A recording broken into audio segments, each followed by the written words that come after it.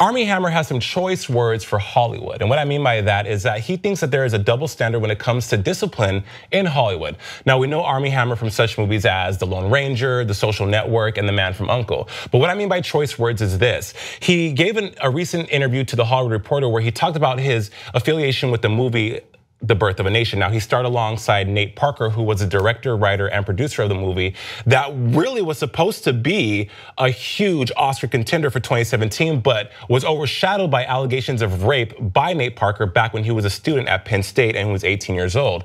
Now, Armie, in the interview, says, Nate had the stuff in his past, which is heinous and tough to get beyond.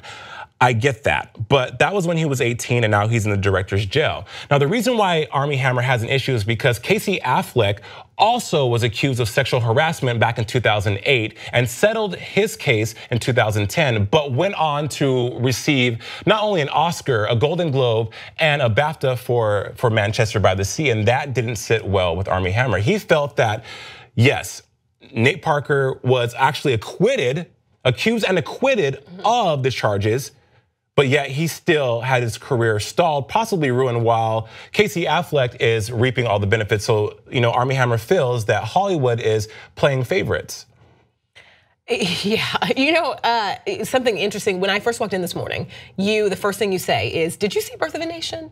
And the answer was no. Yeah. And I asked you, "Did you see Birth of a Nation?" And I felt like in that moment, that's all I could do. That's how I could make my voice heard. Right.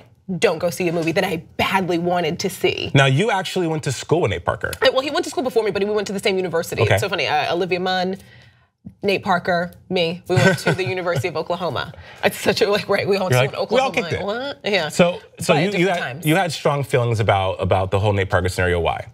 It was horrifying when you went back and start researching the court case. Absolutely, he was acquitted. There was more to the story than that, and it wasn't a person that I wanted to support after that. Okay. It absolutely was not a person I was going to support. Now, Armie Hammer is becoming a huge star in Hollywood. He has a new movie coming out called Call Me By Your Name, and he was also asked to join the Academy.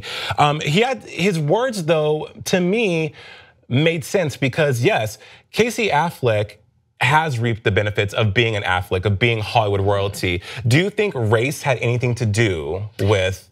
Because that's where people go. Absolutely, and I think it's honest. Yeah. If we're honest, because this happens a lot.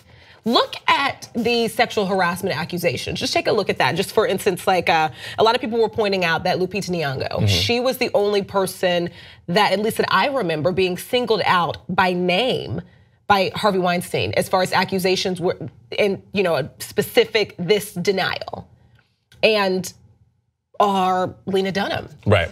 Her stance kind of changed. It went back and forth a few times, I guess, throughout that weekend. But she put out a statement in defense of her friend after just days before. I remember looking at, words from her about how we should believe women, and a lot of people were scorned because it happened to be a black woman who was now accusing her friend. And a lot of people like to say, "Oh, it's just a coincidence."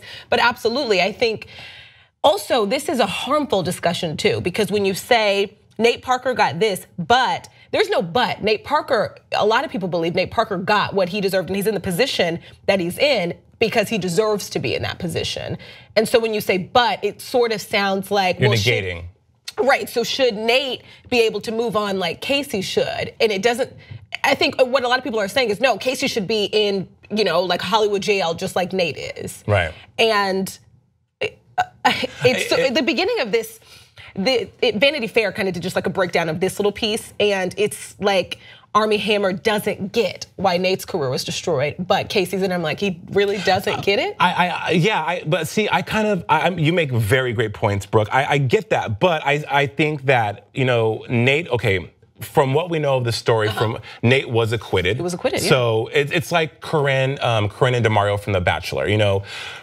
The minute someone accuses you of such heinous acts, it's already a red flag, right? So even though Casey Affleck was sexual harassment and not rape, which I think I don't want to ever say that one is worse than the other because they're all shitty.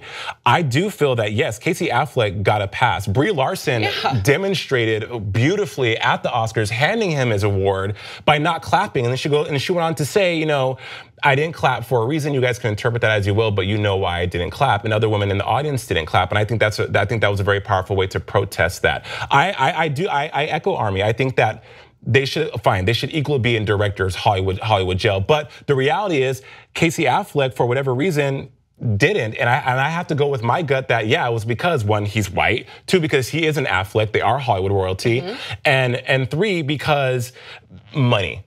Casey Affleck, I mean, The Birth of a Nation could have been huge. The Birth of a Nation could have been another Selma, could have been another Color Purple. And it's sad that it crashed before it flew. But Casey Affleck now has a opportunity to make more money for the studios, for the people who's in cahoots in. And also, Nate Parker's allegation came when he was 18. Casey Affleck's allegation in 2008, Casey Affleck is now 42. He was accused when he was 33. Now, that's a number of years.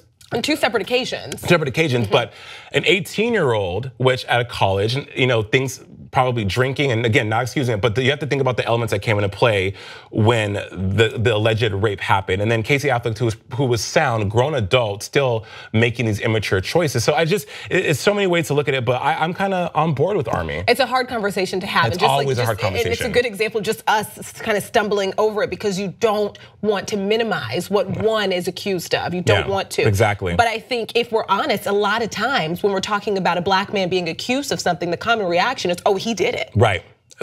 People's knee-jerk reactions, and I mean, when you have conversations with people about this, especially when it's an African-American person, you get that. It's like, oh, well, I mean. Why do other people not get that same, oh, he for sure did it too? Right, well, but you know what, maybe that's the turn we're taking now. Now with all these allegations that are coming out daily. So Armie Hammer, good on him for speaking his truth. Absolutely, for starting the conversation. And even he says, you know, my mouth gets me in trouble, but sometimes you gotta fight fire with fire.